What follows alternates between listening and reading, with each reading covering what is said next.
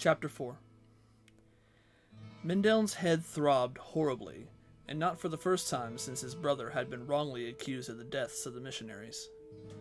Odyssean's brother leaned against a tree in the woods deep to the north, one hand against his temple as he tried to fight down the pain. But worse than even the pounding was that this was the third time now that he had blacked out for a period of time. The last he recalled, he had been on his way home from the farm to see his brother. Putting his fingers to the bridge of his nose, the younger son of Diomedes squeezed his eyes shut. He hoped that the action might relieve some of the pressure. The image of a robed man screaming filled his head. With a grunt, Mendel stumbled from the tree trunk. He looked around, certain that what he had seen was taking place before him at that very moment. But the woods were empty. Mendel gradually realized that while the man's mouth had been open, no sound had come from it.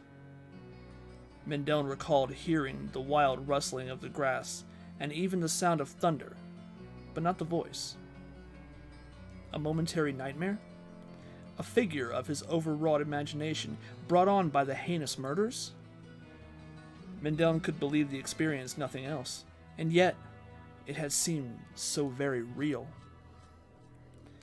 The throbbing abruptly renewed its assault, his eyes shut again as the pain overcame him. And, once more, Mendel was assailed by the image of the man. Only this time, the figure lay sprawled helpless on the ground as something loomed over him. Utter fear covered the missionary's face, and he sought in vain to crawl on his back away from whoever approached. Mendel opened his eyes, and the scene vanished. This time, though, Odyssean's brother understood that what he witnessed was neither a figment nor an event of the present. He was indeed alone in the woods. No, this time, the glimpse had lasted long enough for him to recognize the garments of the screaming man, if not the man himself. It had been the garb of an acolyte from the Triune, and the man had been the missionary who had been so brutally slaughtered. Mendel shook. What did it mean? Why was he suddenly having these monstrous visions of the missionary's murder? There had never been any talk of witchcraft in either side of the family, and Mendel himself doubted that such was the case. There had to be a more reasonable, honest explanation. His nose itched. Mendel realized that there was something on that bridge. He brushed at it and was rewarded with several bits of dirt in his palm. In fact, for the first time, he saw that fresh dirt covered most of his fingers. When had that happened? Odyssean's brother had not been at the farm, much less working in the fields, for some time. He had been too concerned about helping his sibling. Had he, for some reason, fallen while riding? That might explain both the latest blackout and the dirt. What is happening? Mendel muttered. His life had always been an utterly normal and even boring one. Now everything was turning on its head. These blackouts, Odyssean's dire predicament, the ancient stone. The stone. Mendel was no believer in coincidence. He had not started to have these blank moments until after touching the artifact. Somehow it had affected him in a manner that he could not fathom. Oh, Mendel had heard stories in his childhood about magic places and creatures. But those had just been that, stories. Then it occurred to him to wonder why he now specifically saw the murder of the acolyte. The first notion that entered his thoughts drained the blood from his face. No, I did not. I could not. Had the reason that he had seen the murder, and from such a frontal angle, been because he had somehow been responsible? But common sense prevailed. Mendel had been with Achilles at the time of the murders had taken place. Therefore he was innocent of the nefarious events, just as Odyssean surely was. However, that still did not answer for the dirt on his hands, nor his odd and lengthening periods of memory loss. The aspects of those frightened Mendel greatly. He thought again of his brother, a prisoner. The image of Odyssean in a cell steeled Mendel. He could concern himself with his own troubles when time permitted. What was most important was seeing that Odyssean languished in the cell no longer than he had to. Straightening, Mendel headed back to Sarum. However, as he did, he cautiously wiped his hands clean of any further residue. Perhaps the dirt meant nothing, but he did not want to take any chances.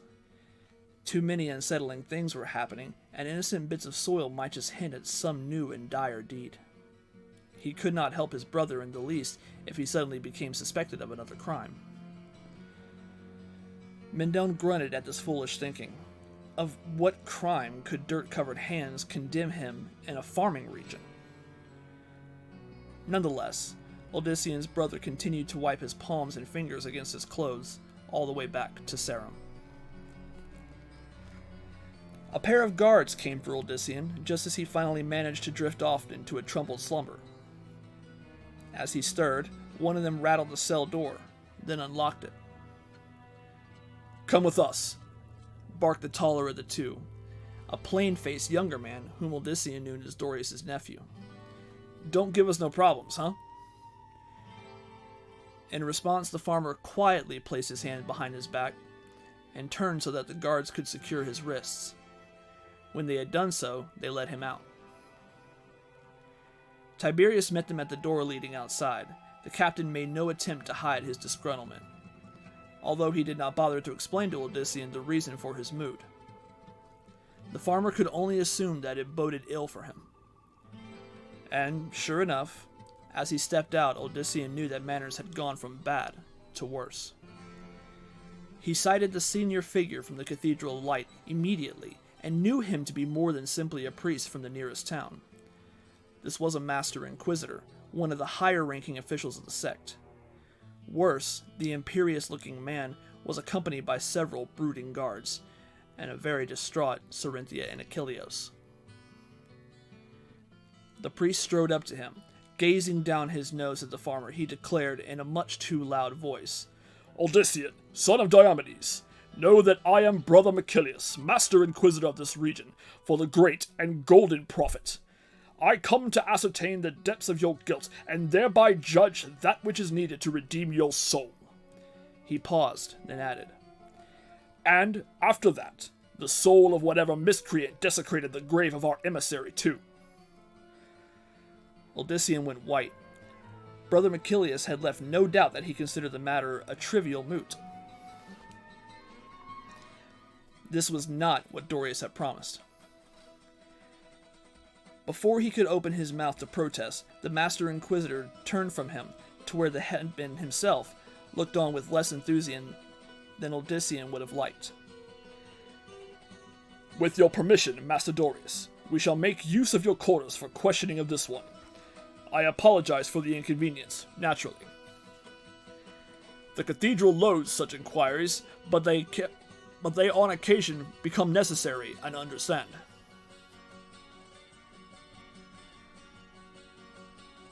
"I wrote also to the Procurator General in Kijan," Dorius replied, trying to regain control of the situation. "I haven't heard word, but surely he'll be sending a proper authority." Brother Miraculous shook his head. "Through the prophet, blessed be him. I carry the proper authority myself for the situation. The Procurator General will rely on my good word." And from the Master Inquisitor's tone, thought Odyssean, Dorius and the rest were to rely on it also, whether they liked the fact or not. The farmer grimaced. Considering how Brother Miraculous had so far handled the matter, Odyssean also doubted that he would be allowed to say very much at his own defense, unless he chose to confess. "There is also the matter of the Triune," Dorius added, as one of their own was also a victim. "The cathedral is here, the temple is not. If the Triune is sloth in seeking justice for its children, it is their own failing." Defeated, the headman quieted. Odyssean bit back an epithet. Brother Miraculous would not be denied. Odyssean tried to console himself with the fact that at least Lilia had not been drawn into things. That the farmer could not have stood for. She had already suffered too much at both sex hands. Even as he thought, out of the corner of his eye, the telltale emerald green flashed. The farmer shook with dismay. Without meaning to, Odyssean glanced in that direction. Unfortunately, so did the Master Inquisitor. Lilia stood like an animal caught in a trap. She appeared to have crept from around the back of the boar's head to watch things unfold, and no doubt her fear for Odyssean had made her forget his warning. Brother Miraculous could obviously see that she was not a local. That in itself might have mattered. But there was that in his gaze which, when it met hers, seemed to Odyssean to recognize some form of red. The robed figure thrust a condemning finger at the noblewoman. "You there! You!" the sky thundered. This time with such vehemence that several people, including Brother Miraculous, had to cover their ears. The wind suddenly rose up, howling like a hungry wolf. People were thrust back by the intensity, even several of the Inquisitor guards unable to keep their positions. Only 3 figures remained unmoved, at least momentarily, by the fearsome gale. Brother Miraculous, Lilia, and Odyssean. But the Master Inquisitor had to struggle to maintain his place. He tore his eyes from Lilia, returning them to the prisoner. Brother Miraculous' expression was terrible to behold. He eyed the farmer with what seemed both fury and fear. "By the prophet! What a savage bolt of lightning struck the village center, and the Master Inquisitor. He had no time to scream. A sickening, burning stench filled the air, spread quickly by the wind. The bolt left barely a charred mass. Odyssean had seen the results of other strikes, but none with the intensity of this. A second bolt hit near the first. Someone let out a cry. People began scattering in every direction. The wind continued to howl through Sarum, bowling over those not holding on to something solid. Odyssean looked for Lilia, but she was nowhere to be found. A piece of rubbish flew up at his face, and the farmer instinctively blocked it with his arm. Only then did he notice that he was again free. The cuffs dangled loosely on one wrist, and when he tugged at them, the remaining one unlatched as if never locked.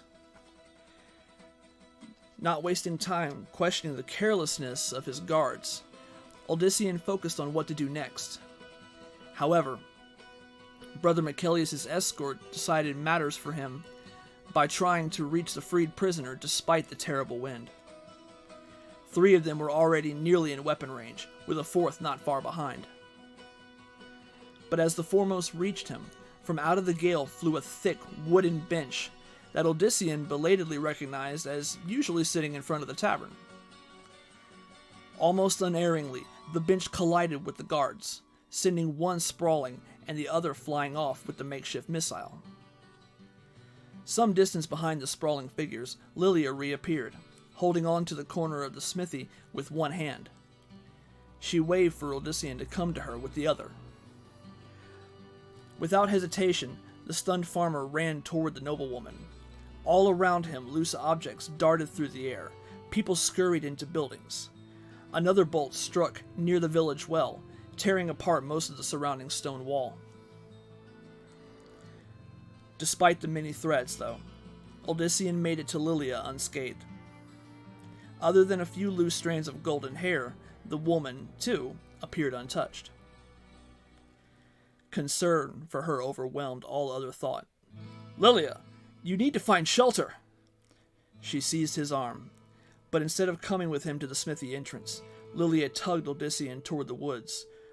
Her strength was surprising, and rather than risk a struggle that would leave both of them out in the open for much too long, the farmer allowed her to guide them both beyond Sarum.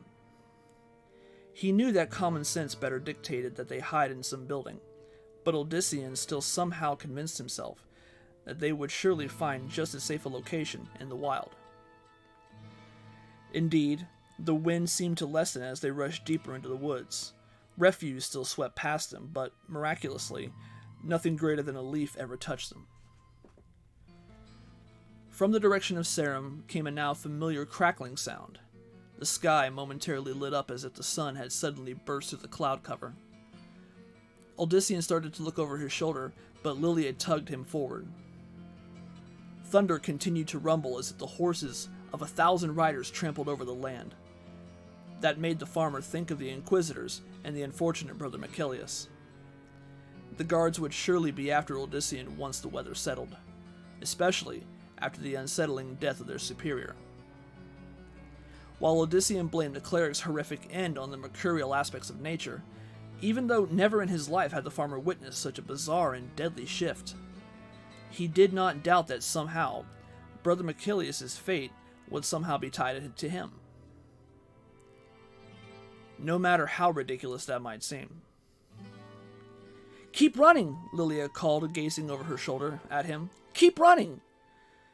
But in her concern for him, the noblewoman did not pay attention to her own path. Odyssean saw the dip in the landscape just before her foot settled into it. He tried to give warning, but by then his companion was already flailing. Her grip on Odyssean slipped. A short-lived cry escaping her lips, Lilia tumbled forward. As she landed, she twisted around. Stumbling, Odyssean went to her side. Lilia lay there, her eyes open but momentarily unseeing. Lilia, all fear of the unnerving weather or the inquisitor guards, vanished utterly. All that mattered to the farmer was the figure sprawled before him. To his great relief, the noblewoman blinked. Her eyes focused again. She looked up at Odyssean, and her expression made him redden.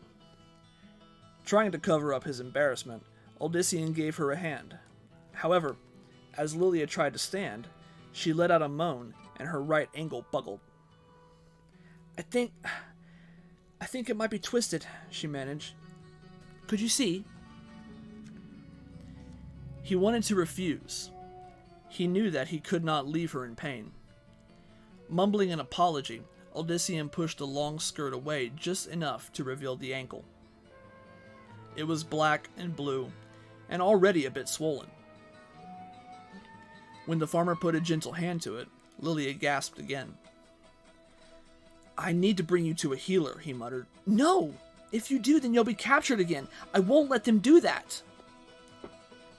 Odyssean frowned. What had she expected to eventually happen? He could not very well just run off. This was his home. His family had lived in Sarum for generations, possibly even since its beginning. More to the point, there were those he could not leave behind, especially Mendel. Mendel would surely pay if his brother could not be found. There was also Achilles, known to be Odyssean's best friend, and even Cerynthia possibly risked being involved. But at the same time, how could he return? The Inquisitors might eventually leave, but Tiberius would assume it his duty to arrest Odyssean on the spot if the farmer reappeared. There was also the possibility of the peace warders of the temple also still arriving to make their own judgment of the murderers. Odyssean knelt there, the hand over the ankle forgotten as he tried to think about what to do. Lilia's fate concerned him as well, and at least matters would have been a little easier if her ankle had not been injured. Odyssean. He paid her no mind, still caught up in his concerns. Perhaps he could carry her back to the farm, then from there send her by horse to a neighboring settlement. She could get aid that she needed in one of the larger ones, then be on her way.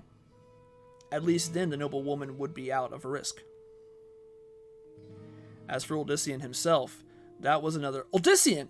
Although Lilia kept her voice low, there was no mistaking the sharp emphasis in it this time. Odyssean glanced around, certain that they had been discovered. However, there was no sign of anyone else, especially the Inquisitors or the guard. Odyssean, she repeated. Not that... My ankle, the pain is gone. Her hopeful words only fueled his worries. If she felt no pain, it was likely that the ankle had gone numb, and was not a good sign. He pulled his hand aside, fearful of what he would see, and finding instead that the ankle now looked perfectly healthy. But Odyssean stared at the limb, certain that he saw wrong. At the very least, the ankle had been bruised badly, and now was not. He looked to Aulilia, and the way in which she gazed at him only made Odyssean more uncomfortable. There was awe, incredible awe, and what almost seemed worship. "You turned away," the noblewoman murmured, "but you left your hand near my ankle. I knew you were not touching it, but I felt a wonderful warmth, and the pain, it just went away." "Well, that's not possible. There must be a reasonable explanation. An injury like that doesn't just heal. You did it." At first he thought that he had not heard Lilia correctly. Then, when her words at last registered with him, Odyssean could scarcely believe that the noblewoman would even consider something so outrageous. "I'm no mage or witch," he insisted, taken aback. "Your ankle was obviously not hurt after all. That's the only answer." She shook her head, eyes filled with something that should have gladdened his soul, but only unnerved him more. Adoration. "No, I know the pain I felt. I know what I sensed from your hand, and I know that all the pain then disappears as if it had never been." Odyssean stepped back from her. "But I didn't do it." The blonde woman rose, then stepped toward him. Lilia moved without the least hint of injury. "Then who performed such a miracle?" The last words sent shivers through him. He would not hear her. "We've no time for such foolishness." He looked up. The sky seemed calmer, at least by then. Thunder yet roiled in the direction of Sarum. Another bolt flashed over the village. The storm. Odyssean had no word for the peculiar weather. "Seems to be stalled. Praise be for that bit of luck." "I do not think it was luck," the noblewoman murmured. "Then what?" The farmer cut off, his face now blanching. "No, Lilia, don't even jest. But do you not see, Odyssean? How timely was that wind? How righteous was that bolt that struck the arrogant brother Machilios just before he could condemn you for murders you did not commit, and now you'd claim I've powers? That I did slay a man? Think of that woman!" For the first time since he had met her, Odyssean wanted to be nowhere near Lilia. It was not that he did not still find her desirable, but surely she suffered from some dementia. Perhaps the strain caused by her family's misfortune had finally taken its toll. That had to be the explanation for her behavior. But what explained the injury that Odyssean had seen? He did not consider himself of an imaginative nature. How then could his mind have conjured up such an elaborate delusion? No, the farmer snapped at himself. If he followed such reasoning, he would find himself believing Lilia's outlandish suggestion. If that happened, it would be better for Odyssean to turn himself into the inquisitors or the guard before he truly did endanger someone else. A soft, warm touch on his hand stirred him back to the moment. Lilia stood barely an inch from him. "I know it was you who healed me, Odyssean, and I believe that it is you who summoned the wind and the lightning in our time of need." "Lilia, please, listen to the absurdity of what you say." Her flawless face filled his vision. "You want me to believe otherwise? Then prove me wrong." The noblewoman gently took him by the chin and turned his gaze so that it fell upon the direction of Sarum. "The lightning still falls, bringing justice and retribution with it. The sky still roars its anger at the false accusations made against you. The wind howls at the presumptions of those who would judge you when they themselves are guilty." "Stop it, Lilia!" But she would not. In a firm, even defiant voice, Lilia said, "Prove me wrong, dear Odyssean. Will with all your might for the sky to quiet, nay, even clear. and if it does not, then I will gladly admit that I was sorely deluded. Her lower lips stiffened. Gladly. Odyssean could not believe that Lilia was so deluded that she could even imagine that something like she suggested was possible. Still, if the noble woman meant what she said, it was the quickest and easiest way to snap her back to reality. Without another word, the farmer turned toward the turbulent heavens. Although he could have simply looked at them and pretended to be concentrating, Odyssean somehow felt that doing so would be a betrayal to his companion, even if he knew nothing would happen. And so, the son of Diomedes squinted and thought. He wished the violent weather to vanish and the clouds to clear away.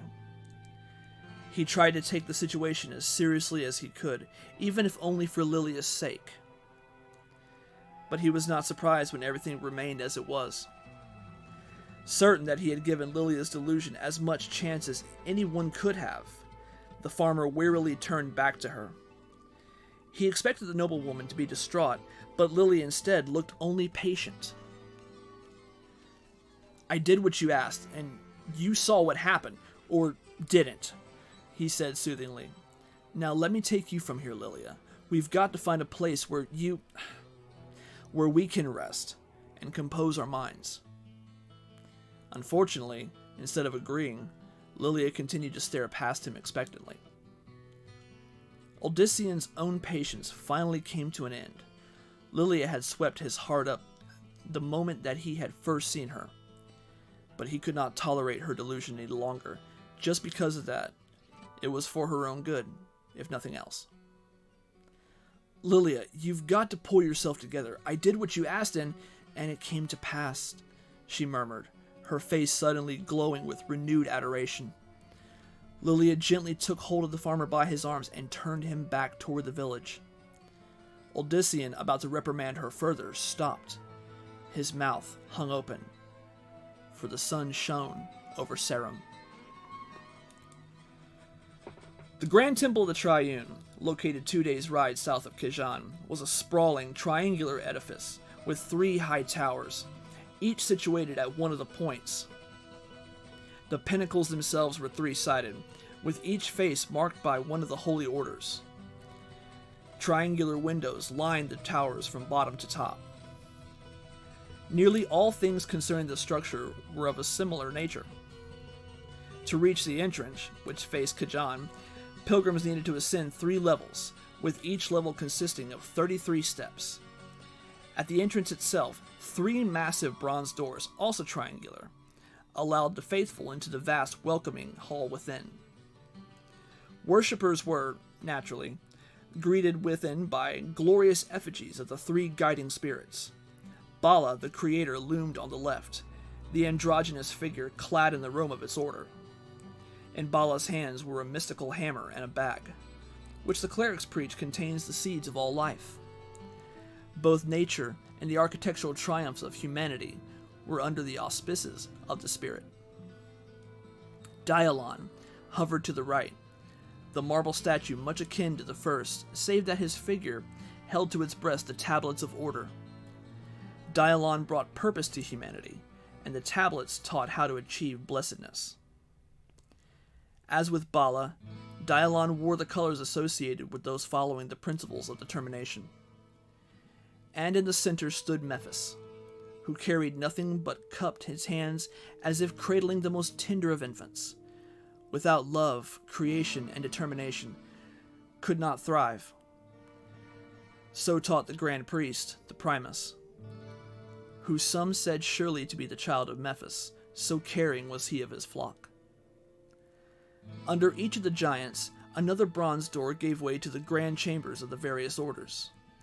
Pilgrims and novices who found one preferable over the other would enter through these and listen to the words of that particular high priest. Peace warders, cowled guards in leather, who wore the symbols of all 3 orders on their chest, guided newcomers to their most likely choice. Within each chamber, several hundred could kneel in prayer at one time. And when the Primus himself made an appearance, the walls between the three orders, walls which, although they had facade of stone, were made of wood, were slid back into hidden niches so that all could bask in the Grand Priest's noble presence. Upon an elevated dais before his followers, the leader of the Triune would bring forth the word of the three.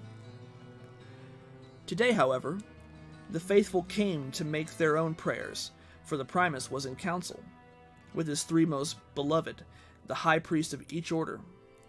Chief among them was the tall, athletic Malik, senior of those of his rank.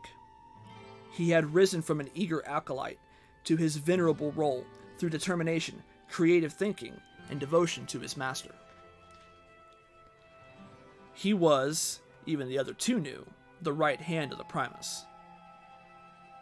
The private chamber in which they met was a small, almost empty place. The only furniture at all was the primus's regal chair, the back of which rose high above his head and featured the triangular symbol of the sect. Twin torches set in walls' niches illuminated the oval chamber. Not that there was anything else to see but the chair's occupant, which was exactly the point. The primus gazed down at the three as he quietly spoke words for their ears alone. Of all, Malik and his counterparts knew the innermost secrets that the Triune as no one else did. The Grand Priest's voice was pure music. His face could have been chiseled from marble, so unmarred was it. He had long, flowing hair of silver, with a short, well-trimmed beard that matched it. His features were very angular, and his eyes were of gleaming emerald. He was taller and stronger looking than most men, but despite his commanding appearance, moved at all times with a practiced gentleness. Until now. Only Malik, surreptitiously lifting his gaze up, noticed the sudden and very slight tremor. Under his dark brow, the high priest of the Order of Memphis watched with concealed concern. But the primus evidently saw that concern despite Malik's attempts. Completely recovered now, the Triune's beloved leader made a single gesture of dismissal, to which the mustached Malik quickly alerted the others with a tap of his own hand.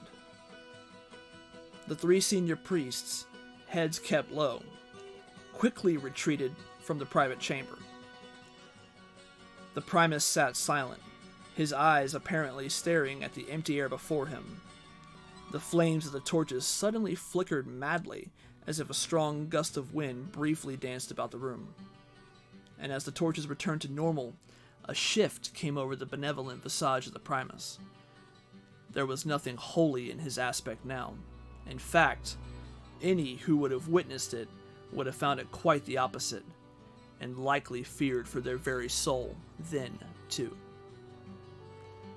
West of the city, he rasped in a voice now more like a serpent's than a man's. West of the city.